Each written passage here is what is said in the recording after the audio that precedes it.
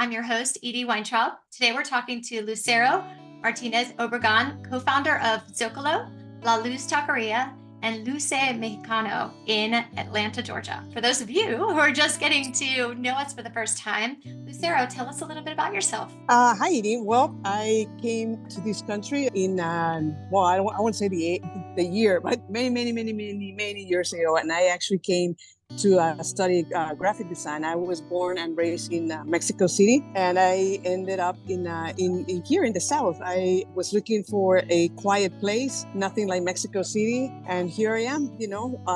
Almost like 30 plus years later. And so, as you came to Atlanta, you had obviously this adventure to open and bring to Atlanta a taqueria. Tell us a little bit more about how Zócalo came about. Well, as I was studying here in Atlanta, I was actually, again, I was studying graphic design, and and I started doing part-time work, part-time jobs as room service in one of the hotels in Peachtree Road. And the first time that I was doing room service, I had to come into the kitchen to prepare, the little cart to take to the room. And then I came into this huge kitchen, and it was the hustle of the kitchen, like the chef, everybody screaming, the chaos. And I was like, wow, this is amazing. And I always like food. My family cooked a lot in Mexico. Like every weekend, it was always big gatherings with my aunts and my mom. And when I came and I was studying here, I actually never found a place where I can go eat. Just like in Mexico. I mean, all my friends everybody was very nice, and they would take me to all these places, but they were mostly Tex-Mex restaurants. And I was like, I mean, nothing wrong with Tex-Mex, but I started gave up, and I'm like, I'm just going to cook at home. And then I was cooking at home, and my friends, they kept bringing more and more friends. And I'm like, well, you guys need to pitch in, and then sooner or later I have people 30 people gatherings. And then I'm like, well, I guess, we need to open something here in Atlanta. How did you identify the first location for Zócalo? What spoke to you about where you set up the first location? When I came to Atlanta, one of the things, I didn't know anybody here. So one of the things that I found, where I found a lot of my friends, was riding my bike at Piedmont Park. And I saw that place. I saw Piedmont Park as the big gathering, and so it's like, oh, well, I guess this is Midtown. And then I'm like, I need to live around here, just to meet more people. And so I started living everywhere around the park, and I loved it. I love the atmosphere. I love the festivals, and I riding my bike everywhere. And I saw literally 2 blocks from where I lived, there was this abandoned gas station, and they were using just the little corner to rent cars. And there was the last garage bay of that gas station that I was totally, a mess, and it was dirty, and it was just totally abandoned. So I took the phone number over there, and I went to see the landlord, and I said, well, is there a way that you can just rent me that garage? Because I was thinking, well, this is definitely like a taqueria, like a taco stand. This is perfect. So that's, the rest is history, but that's what it used to be. It used to be a gas station, a very old abandoned gas station. So you're building this restaurant empire, right? You've got Zócalo, now La Luz Taqueria, and what's the most recent one you're opening? It's Luce Mexicano, which is again, it's another taqueria, but we're gonna be featuring other, Mexico, and its food is very, very immense. It has every single state, that the food is just so different from each other that there's so plenty to do. So I mean, of course, we're gonna keep the tacos, just it's something that reminds me very much of Mexico City. But also, again, we're going to feature some of the Mexico City taquerias, specialties, and some of the little markets, in the city, specialties too. I'm so excited to experience it. Well, talk to me about who's been your biggest influence or mentor in your journey? Well, even though he didn't cook, but it was my dad. and I think it was definitely my biggest mentor as far as he never let me just throw the towel for anything. I have 2 brothers and my sister, but I refused to play with dolls like my sister. I was more adventurous, and I wanted to do all the rough stuff, just like my brothers. And my dad always told me, it's like, you're gonna keep up with them. I don't want you cry. I don't, and sure enough, I mean, I actually beat them. No, kind of, but no. So I just pretty much like that. He was always like,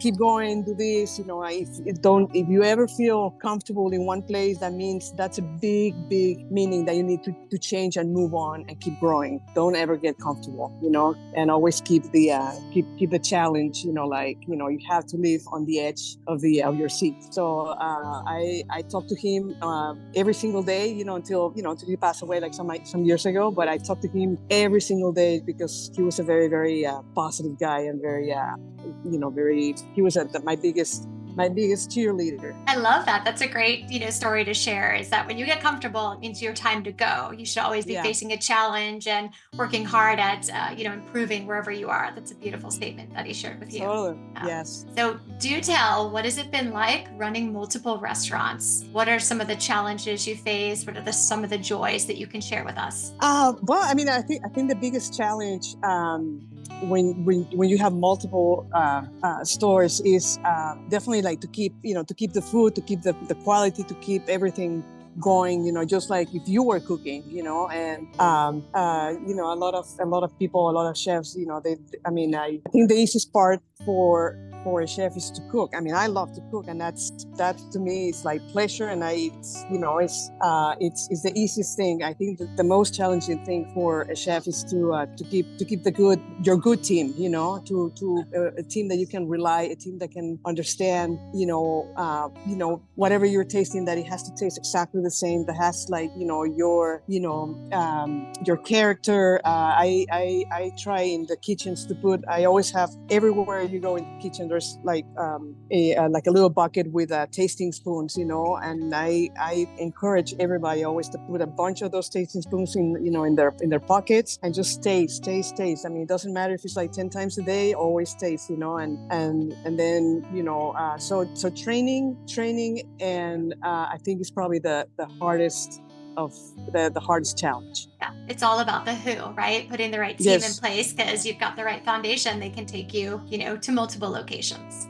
Exactly. Yeah. But training, like it's number one, it's like you have to train, and you have to tell them exactly why is it important that, this meat is like this, or this temperature is like this, or these peppers cannot, like like a dry pepper cannot overburn, because it's gonna become bitter, so it's explaining, like, I think that one of the things that has helped me is like be very detailed. Well, and build that foundation for your team that they're learning from someone like yourself, which is the best. And then taste and make sure that they're refining their palate so they know what to do better and what to maybe pull back on. Exactly. Yeah. So tell me a little bit about your eureka moment in your career when you felt like, I've made a difference. I, had an impact here. Well, I think one of those wow moments was I think it was when we first opened Zócalo in 1995. People that would come into the restaurant, they would not find, for example, chips and salsa on the table, or they would not find so many of the regular items on the menu, and they will call me, or they will call my brother Luis to the table and say, what kind of Mexican restaurant is this? And we're like, well, it's Mexican restaurant. We're from Mexico City, and then this is other options for appetizers, or so people will leave, and they will scream at our faces and say, you guys are not gonna make it. If you think that you're serving Mexican food and you're not serving chips and salsa, you're not gonna last more than 1 year. And again, I mean, that was we were scared, of course. We were scared because we had put all the money that my dad put to invest, and so of course we were freaking out. And then our amazing moment was one time we didn't know, and somebody said there's a Cliff Bostock, from the newspaper from Korean Loafing, and that and we're like, and then he called me, and then he's like, oh, we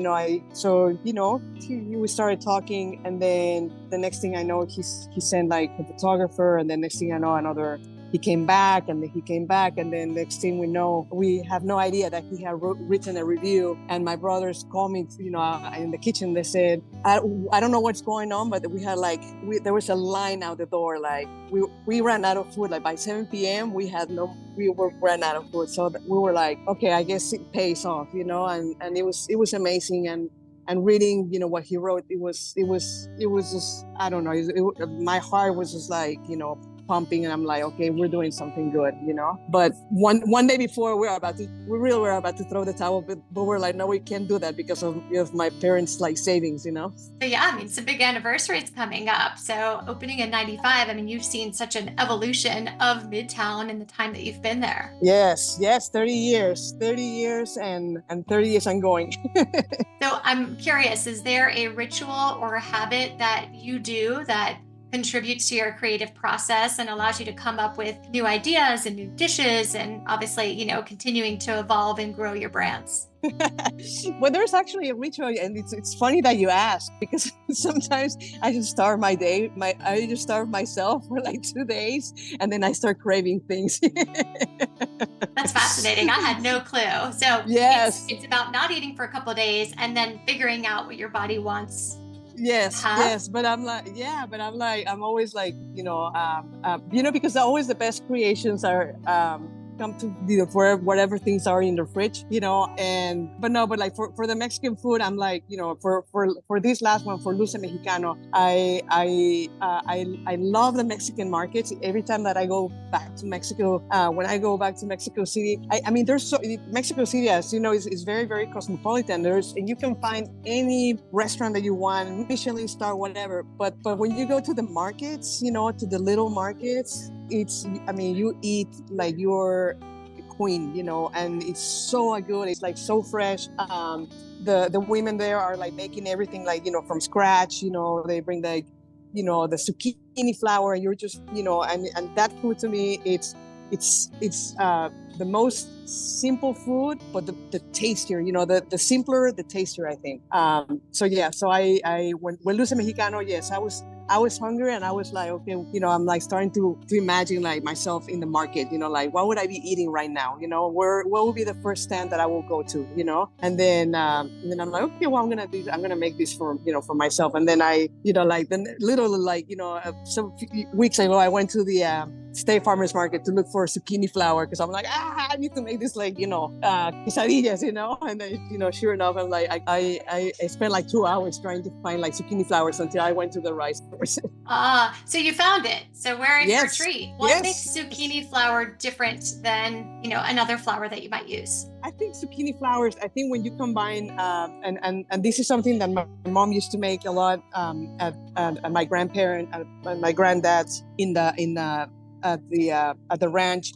It's the zucchini flours combined with this herb called epazote, which is it's an herb between, I would say, between a basil and mint. I don't know. It just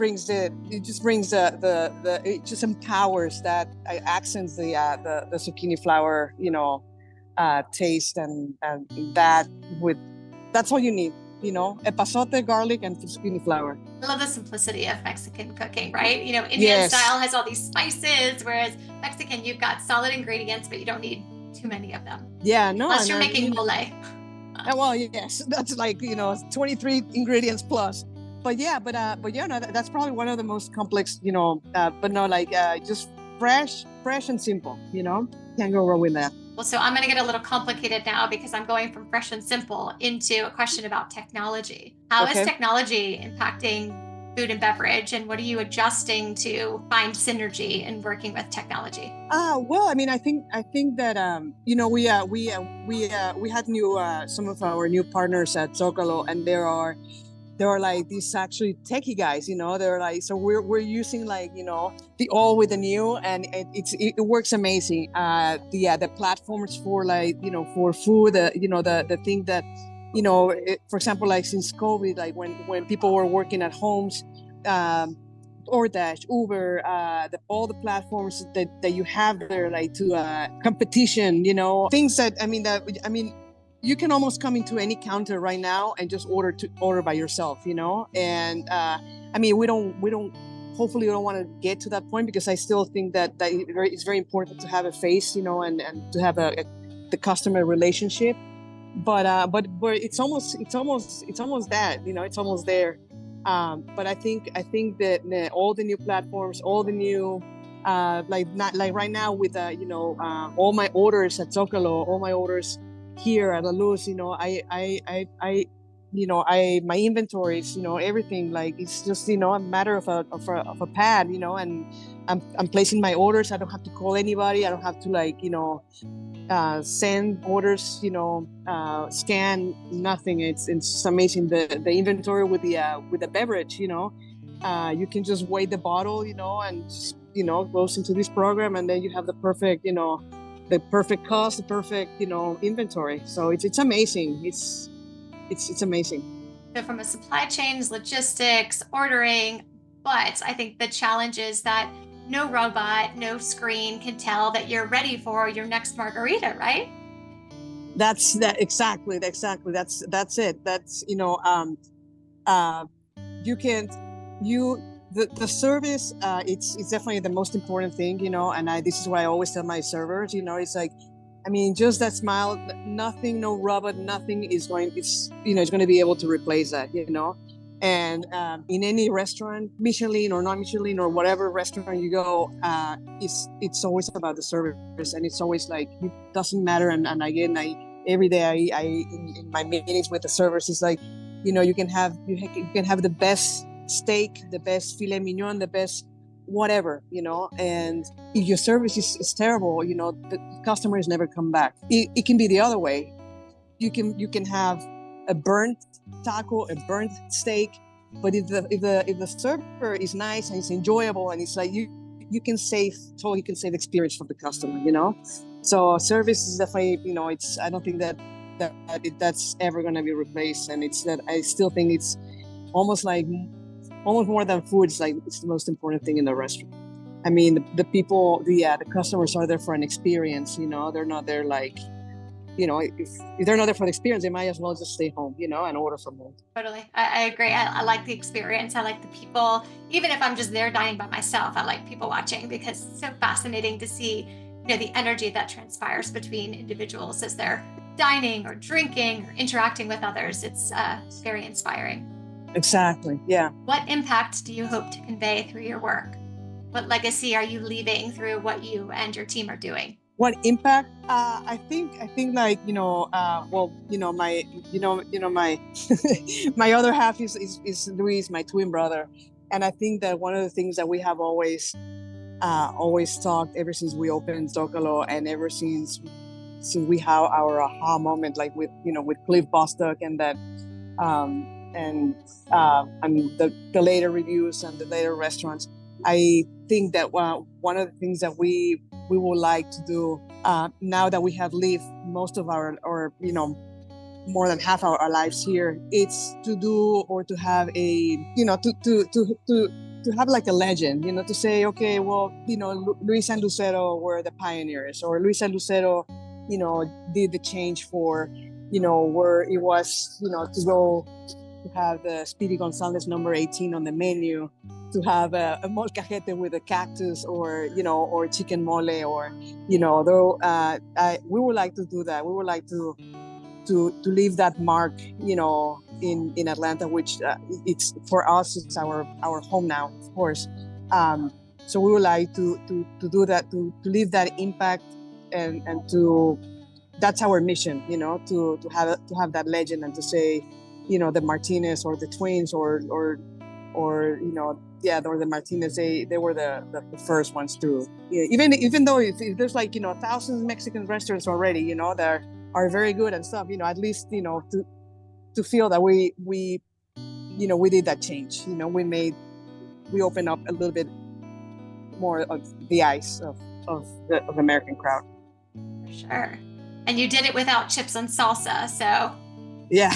Yes. Yeah, we had we had to bring them back after the crisis of 2009, where like people were not going out, and so, but at least we can say that we went for like 10 years without serving chips and salsa. It's really authentic. Yeah. Where do you see the biggest changes or growth opportunities in food and beverage in the next couple of years? I'm sorry, can I keep it? Yeah, it's okay.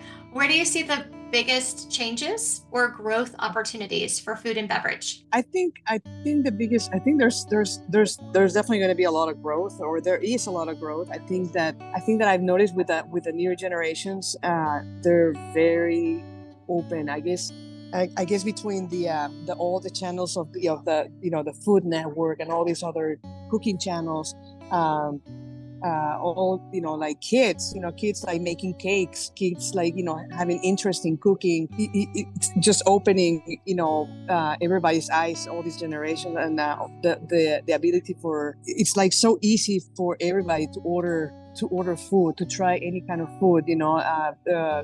Atlanta has become very diverse, like when I first came here, there was like really not that many options, and now it's just so diverse, like food halls, I mean, when people, they come and then each one of the members of the family are eating something different, nobody has to eat the same thing, and everybody's experimenting, and kids eating sushi, that's amazing. To me, that's so I think the interest, the media, traveling, I think has done that a lot. Where people, I think that they tend to travel more outside. And I think that has been a lot of like people's minds. And I think that that food is it will never stop growing. Like I mean, just like some of these food halls. I mean, there's like 3, 4, 5 different like Asian kinds of foods, So yeah, so I think that the food industry is and the beverage with all the mixologists and all these alcohol or non-alcohol, it's again it's just mixologists with like using like all these beautiful herbs and infusions. It's to me it's amazing, because again, you're going for the experience. Even if you don't want to try something new, you just want to try. When you read the menus at the bars, it's well, okay. So yeah, I think it's amazing, and I'm excited because like there's no stopping anything. I totally agree. There's no limit. Absolutely. I remember when I traveled to London in 2001, and I came back, and my friends in London said, "You have to try this Indian food, chicken tikka masala. It's not spicy. You'll love it. It's creamy. It's delicious." And of course, the naan is absolutely amazing.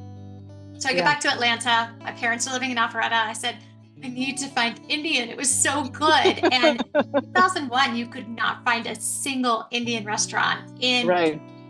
And so it's beautiful, like you said, to see how the world has changed. And now we have all these cultural cuisines that are infusing and hopefully blending in a way. I mean, I love when the folks at the food hall get a chance to kind of borrow ingredients from one another and do something special and unique that they wouldn't have done themselves, but with the influence from the other cuisines. It's very inspiring. Exactly. Yeah.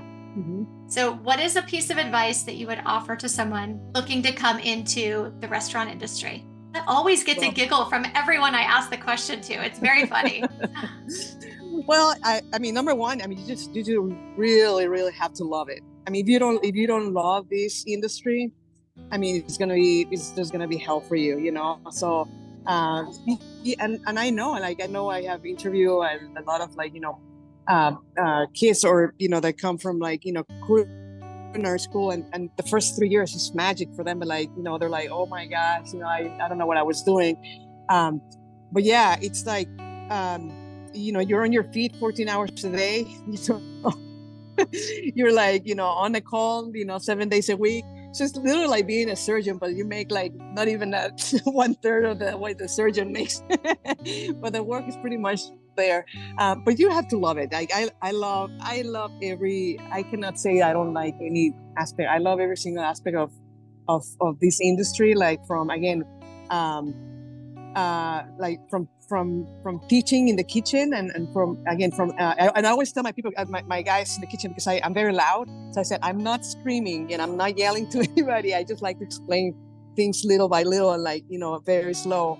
But I think that